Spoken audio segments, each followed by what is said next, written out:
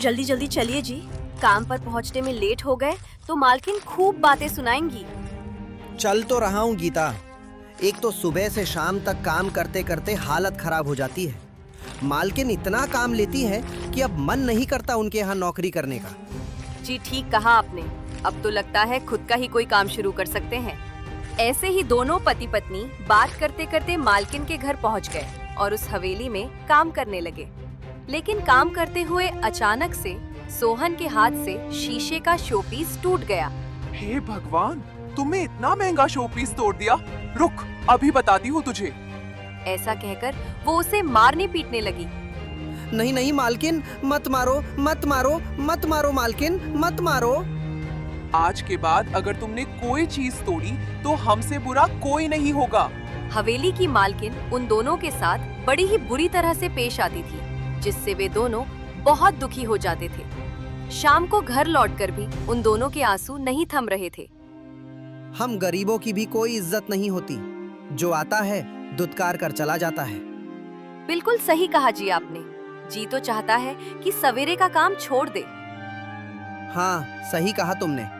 मेरा भी दिल नहीं करता कि मैं वहाँ काम करूँ। तो क्यों ना हम खुद का कोई काम ही शुरू करें? बात तो तुम ठीक कह रही हो गीता, लेकिन कौन सा काम करें ये समझ नहीं आ रहा। वही तो मेरी समझ में भी नहीं आ रहा। खैर, रात बहुत हो गई है, अब मैं खाना बना देती हूँ। इसके बाद गीता खाने में दाल चावल बना देती है, जिसे खाकर दोनों आराम से सो जाते हैं। लेकिन अगले दिन भी जब वे काम पर जाते हैं तो मालिक और मालकिन फिर से ठीक से काम न करने के कारण उन्हें खूब सुनाते हैं, उनकी खूब बेइज्जती करते हैं। फिर शाम को घर आकर गीता ने कहा, बस जी, अब और नहीं, मैंने फैसला कर लिया। अब मैं उस घर में काम नहीं करूंगी। रोज रोज ऐसी जिल्लत की जिंदगी नहीं जी जाती। तो हम और करेंगे भी क्या गीता? हमें और कोई काम आता भी तो नहीं है।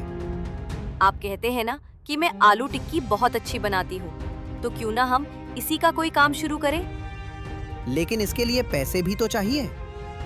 पैसे? मैंने थोड़े से पैसे जोड़ कर रखे हैं। साथ ही मेरे पास एक सोने की अंगूठी भी है।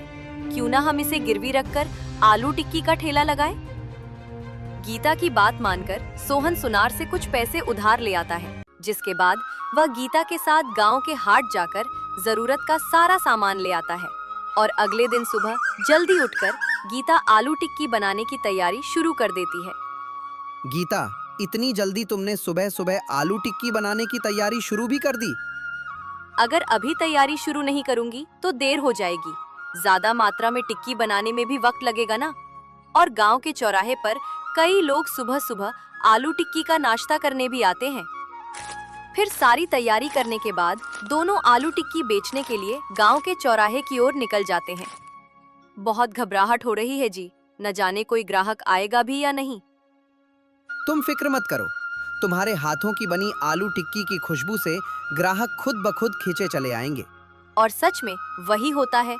कुछ देर बाद एक ग्राहक उनके पास आता है। भाई साहब, कैसे दे प्लेट? ज्यादा महंगी नहीं है, बस 30 रुपए प्लेट, साथ में सलाद और चटनी मुफ्त। अरे वाह, फिर तो जल्दी से एक प्लेट लगा दो। सोहन जल्दी से ग्राहक को एक प्लेट लगाकर दे देता है। भाई वाह, क्या स्वाद है! इतनी अच्छी आलू टिक्की तो हमने कभी नहीं खाई। मेरी पत्नी ने भी कभी नहीं बनाई। वाह भाई, ये टिक्की खाकर तो मजा ही आ गया। इसी तरह अब और भी ग्राहक उनके पास आने लगे और पहले दिन ही उनकी अच्छी कमाई होने लगी। देखो, पहले दिन ही हमें कितनी अच्छी कमाई हो गई। इतने पैसे तो हम पूरे हफ्ते में भी नहीं कमा पाते थे। सही कहा तुमने। साथ ही ग्राहकों से इज्जत और प्यार मिला, वो अलग। अब मैं कल और भी जल्दी उठकर ढेर सारी टिक्की बना लूंगी। अब गीता और भी ज्यादा मेहनत करने लगती है और कुछ दिनों में गांव के चौराहे पर उनके ग्राहक और भी ज्यादा बढ़ गए। फिर कुछ ही दिनों में उनकी कमाई और भी ज्यादा बढ़ गई। जिनके पास पहले खाने का गुजारा भी बड़ी मुश्किल से होता था, लेकिन अब उनकी तरक्की देख उनके गांव के ही कुछ लोग जलने लगे। अरे वाह सोहन भाई, भाभी, आप दोनों ने तो बड़ी तरक्की कर ली। लगता है धंधा काफी अच्छा चल रहा है। हाँ, बस यूं समझो महेश, ऊपर वाले की कृपा बरसी है हम पर। वैसे एक बात कहूं, क्यों ना हम पार्टनरशिप में मिलकर गांव के ही मेन रोड पर एक ढाबा खोल लें और उसी में आलू टिक्की बनाकर बेचें। आधा पैसा मैं लगाऊंगा और आधा तुम। विचार बुरा नहीं है महेश। अब वे मिलकर पैसे लगाकर एक ढाबा खोल लेते हैं। ढाबा खोलने के बाद उनका काम और अच्छा चलने लगता है।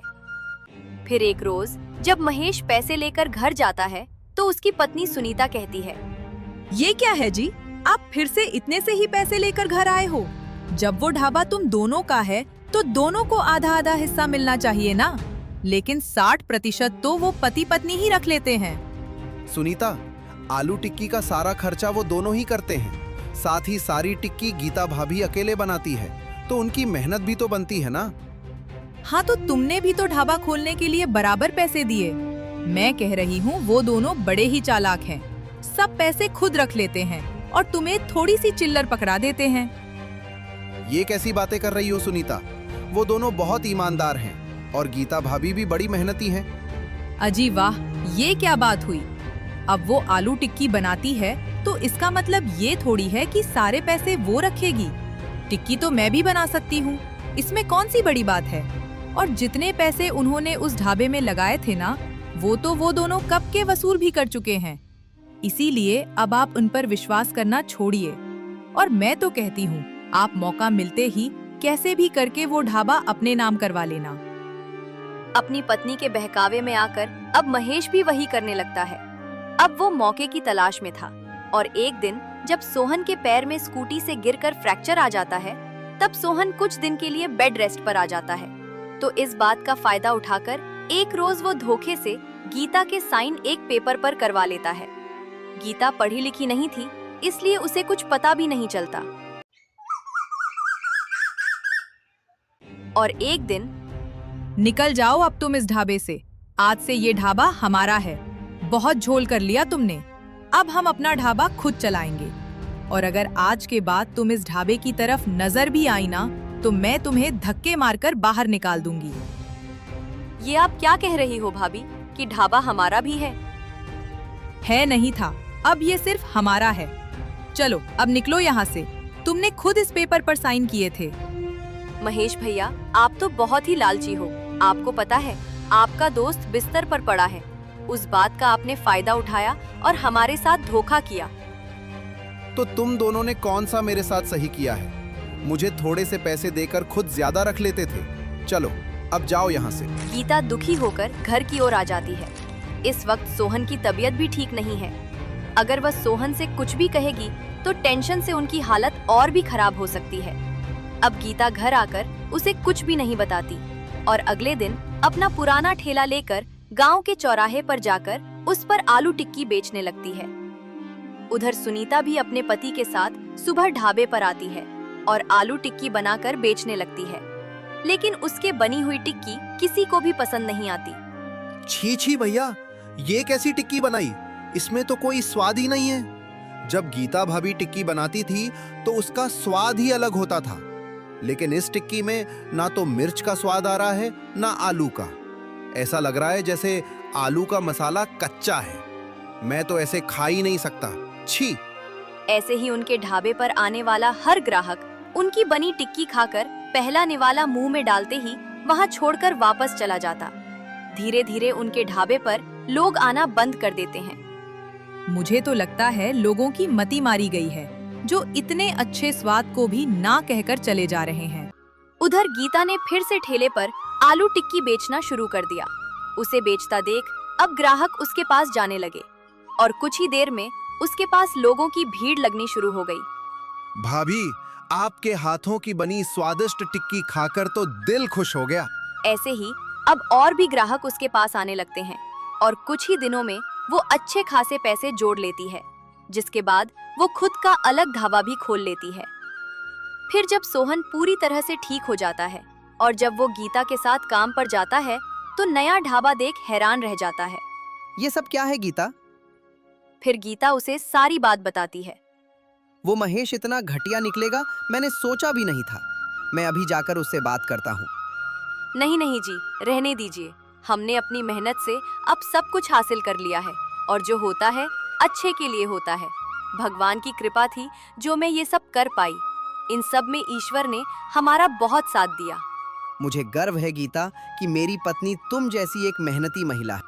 अपनी पत्नी के साथ मिलकर अब सोहन उस ढाबे को चलाता है, जिससे उसे खूब अच्छी कमाई होने लगती है।